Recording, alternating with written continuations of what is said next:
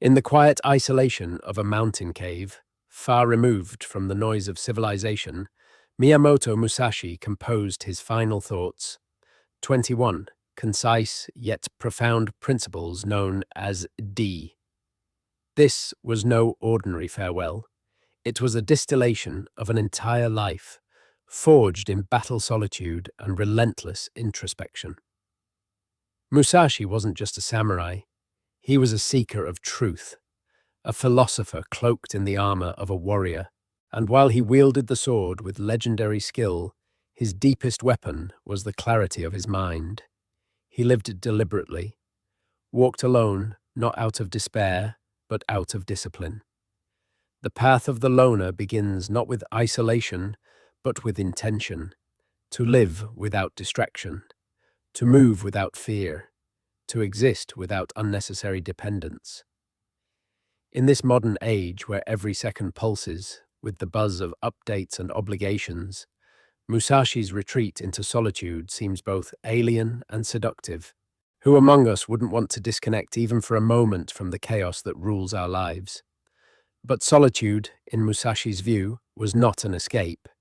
It was a forge, a place to temper the spirit, to ask difficult questions, to face the self stripped of identity, title, and noise. His cave was not just made of stone, it was carved from the silence he embraced. It echoed with only one sound, his inner voice sharpened, through years of contemplation and discipline. To begin on this path, we must first enter our own cave. It might not be nestled in a mountain, it might be a quiet room, a morning walk, a journal, but it must be a space where truth isn't diluted, where the mind can breathe, where you meet yourself without filters. Musashi's first lesson to us is simple. If you want to master life, you must first master yourself. And to do that, you must walk alone into the cave of silence. The first principle of Dokkodo is deceptively simple. Accept everything just the way it is. At first glance, it appears passive, almost like surrender. But in reality, it is one of the most active and demanding forms of mental discipline. It asks us not to give up, but to see. Most of us walk through life fighting, not with swords, but with reality itself. We argue with what happened. We resist what is. We obsess over what should be, and in doing so, we fracture ourselves. We become exiles from the present moment, wandering in imaginary lands where things go according to plan, and pain is only temporary. Musashi rejected that illusion. To accept everything just the way it is means to greet life on its own terms. To see clearly, without emotional fog or wishful distortion. It means recognizing suffering without dramatizing it. Seeing beauty without clinging to it. Understanding loss without being shattered by it. When Musashi walked onto a battlefield, he did not wish the enemy were weaker. He did not complain about the rain, the terrain, or the odds. He took things exactly as they were, cold sharp real. And because he accepted everything, he could act with clarity. While others were caught in internal conflict, Musashi had already moved. In your own life, battles come not with swords, but with relationships, jobs, dreams, and disappointments. Do you accept the way things are, or do you wage a quiet war against reality? This kind of radical acceptance doesn't mean inaction. It means responding instead of reacting. It means seeing clearly so you can choose wisely. A failed plan is just information. A broken heart is just experience. A closed door is just redirection. But only when you stop insisting that life be something other than what it is, can you begin to truly live it. When you accept the world, you stop trying to control it. And that is when you discover the power to shape it. Musashi teaches us this, not in words, but in presence. He moved through life like water over stone, never resisting, always flowing. He teaches us to stop wishing and start seeing. In this chapter of the journey, the loner does not retreat. He opens his eyes. Acceptance is not defeat. It is mastery in its purest form. If you wish to control your life, Begin by releasing your grip. This is the spirit behind one of Musashi's core teachings: be detached from desire. In a world obsessed with ambition, accumulation, and longing, detachment feels almost like heresy. After all, aren't we told that desire is the fuel of progress? That we should want more chase, more dream? Bigger Musashi challenges this premise. He teaches that the path to inner power lies not in desire's fulfillment, but in its transcendence. Desire left unchecked enslaves. It tells you that happiness is out there, that peace lies just beyond the next achievement, relationship, or possession. It whispers, you're not enough yet, but you will be if you just get this one more thing. But the loner on the path sees through this illusion. Musashi was not without ambition. He sought mastery in every domain he touched.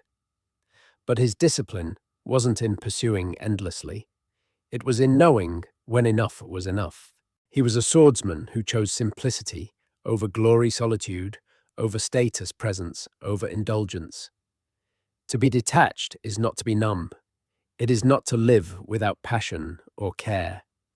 It is to experience life fully without being possessed by it. It's to taste the fruit of life without becoming addicted to it. Think of the person who drinks water when thirsty, then puts the glass down. Now think of the one who drinks not for need, but out of compulsion, drinking more and more, chasing a satisfaction that never arrives. Most of us live like the latter. We chase money not to live, but to prove something. We seek love not to give, but to complete something broken inside us. We work not out of purpose, but fear of irrelevance. Musashi's detachment is a liberation. It tells us we can stop. We can enjoy life as it is, not as a ladder to climb or a prize to win, but as a moment to inhabit. And ironically, the more you let go of desire, the more fully you can enjoy everything life offers. You eat not to escape, but to nourish. You love not to fill a void, but because your heart overflows. You work not out of desperation, but out of integrity. The path of detachment is not cold, it is luminous. It is the flame that no wind can extinguish, because it depends on nothing. Musashi walked this path with discipline. He could have pursued luxury fame, students, or titles. Instead, he wrote his philosophy alone in a cave with nothing but his clarity. The loner does not desire less because he is afraid. He desires less because he sees more. Letting go is not loss. It is the beginning of freedom. One of the most piercing insights Musashi offers is this: do not under any circumstances depend on a partial feeling. What is a partial feeling? It is an emotion in motion, raw, fleeting, unfinished. It's that rush of euphoria after a compliment, the sting of shame after a mistake, the pang of envy after someone else's success. Most people live at the mercy of these waves, drifting from one reaction to the next. A good day depends on praise. A bad mood stems from a casual word. Decisions, sometimes life-changing, are made in moments of anger, fear, lust, or pride. Musashi warns us against this. To him, mastery means clarity, and clarity cannot be found in a storm. Feelings are not the enemy. They are natural, even beautiful, but they are not meant to lead. Like weather, they pass. The sky is not the storm. You are not your reaction. Musashi, as a warrior, could not afford emotional reactivity. A single moment of misjudgment could cost him his life. But beyond the battlefield, he understood that the same was true in the war of everyday living. One impulsive decision, one rash attachment, one unchecked fear, and we lose not our lives but our path. The path of the loner demands emotional discipline, not suppression, but precision. Not numbness, but awareness. It asks us to pause before we act, to feel without falling, to wait until the water settles before we decide. This principle is not about denying emotions. It is about integrating them. When anger comes, acknowledge it. Understand its message. But do not act until you see the whole picture. When desire surges, explore its root. But don't let it guide you blindly. Most of all, this is a call to patience. Partial feelings are temporary. Truth is revealed in stillness. When the noise fades, what remains is real. The world will always press you to rush, to react, to speak, to choose quickly. But Musashi invites us to move slowly inside, to be a deep river, not a shallow stream. Only in this way can we make choices that reflect not a momentary mood, but the enduring truth of who we are. The modern loner is not emotionless. He is emotionally sovereign. He feels deeply, but acts with clarity. In the stillness of his inner lake, he sees everything clearly and moves without regret. In a society that glorifies more success, more things, more noise, Musashi's path speaks like thunder in silence. Desire nothing that is unnecessary. Accumulate nothing that weighs down the soul. To modern ears, this may sound austere, even bleak. But look closely and you'll see something astonishing. This is not a rejection of joy. It's an invitation to experience it more fully. Simplicity is not poverty, it is precision. It is removing everything that does not matter so that what does can shine through. Musashi lived this truth. He owned almost nothing: a sword, a robe, a brush. He slept on the floor. He wrote his final words in a cave. And yet he left behind a legacy more powerful than emperors. Why? Because his energy wasn't scattered. It was focused.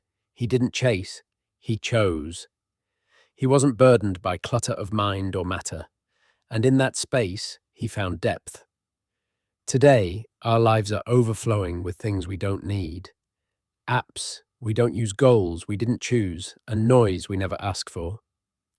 The result: a scattered mind, a distracted soul, a constant sense of being busy yet unfulfilled.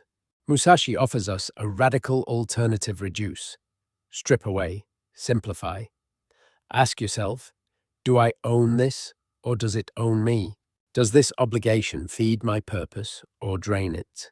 Is this goal truly mine or was it handed to me? Each question is a sword cutting through illusion. The loner's path is one of elegant minimalism. It's walking into a room with no distractions and discovering the richness of silence. It's eating a simple meal and tasting every flavor. It's owning fewer things and feeling wealthier in time, space, and freedom. True simplicity is not about living with less. It's about needing less and therefore being free. Simplicity clears the way. It lets us focus. It brings our actions into alignment with our values. And it frees us from the invisible chains that tie us to expectations we never chose. Musashi did not fear emptiness. He embraced it. For him, the absence of clutter was the presence of clarity. To live simply is to live fully, without distraction, without burden, and without fear of missing out.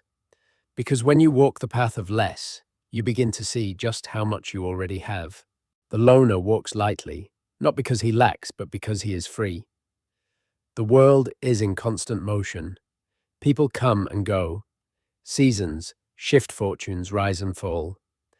To most, this impermanence feels threatening. But to Miyamoto, Musashi change was not a curse to resist. It was a rhythm to move with. In his Dokkodo, one principle stands clear: never be saddened by separation. It's a reminder that to live fully, one must embrace the transient nature of all things. Loss is inevitable. Friends will part ways. Lovers will drift. Possessions will break. Even our own bodies will one day fail us. To mourn this truth endlessly is to fight the tide of life itself. Musashi's wisdom lies in understanding that while pain is real, attachment to permanence causes greater suffering. Think of cherry blossoms, their beauty lies in their brevity. To love something is not to possess it forever. It's to experience it fully while it's here. Musashi teaches us that maturity comes when we stop clinging, when we stop saying this must never change, and instead learn to say thank you for the time we shared. The loner on Musashi's path is not cold-hearted. He loves deeply, but without chains. He grieves honestly, but without being broken. He allows life to move through him, like wind through a bamboo forest, flexible, open, and unafraid. This principle applies to more than relationships. It's about identity too. Who you were yesterday is gone. The roles you clung to, employee, parent, student, victor, victim, are all temporary masks. Holding on to them too tightly is like grasping water. True strength is adaptability. True peace is the ability to say goodbye, not because it doesn't matter, but because everything does. The warrior prepares for change, not by building walls, but by cultivating roots, an inner stability that is not shaken when the outer world shifts. In modern life, separation comes in many forms: moving cities, losing a job, the end of a phase, the fading of dreams. Musashi's way is to honor these transitions, not with bitterness, but with acceptance, with the awareness that every ending makes space for something new. When we release our grip, we receive the world more freely.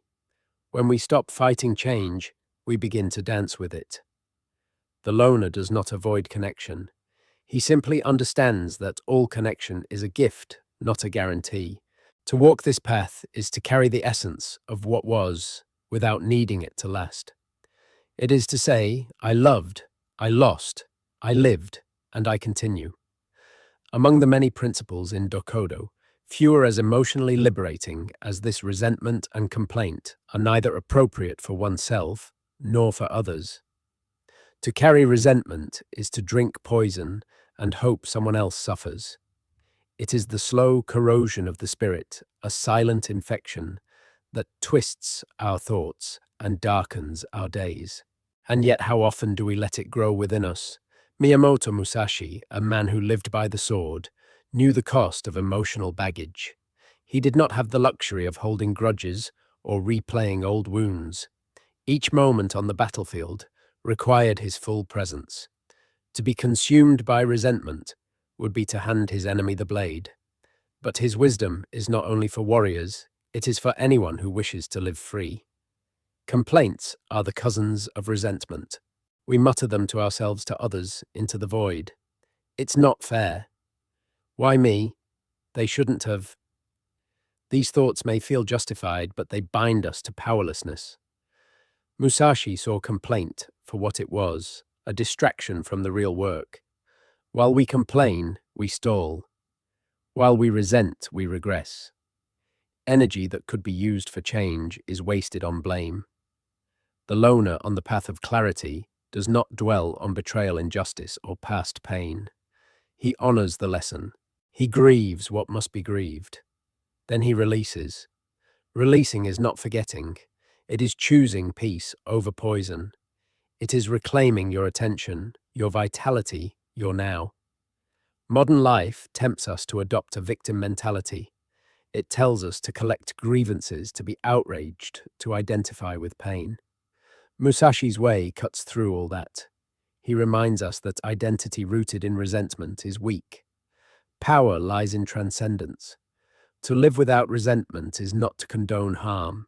It is to choose strength. It is to say, I see what happened. I will not carry it into tomorrow. And to live without complaint is to accept responsibility for our response. Even when circumstances are beyond our control, how we carry them is our choice. The loner does not waste his breath on blame. He speaks with purpose. He moves with grace. He purifies his heart, not for others, but because a clean heart carries the sword of wisdom. Release resentment. Let go of complaint. They are weights on your journey. Only the unburdened can move freely. Only the free can see clearly.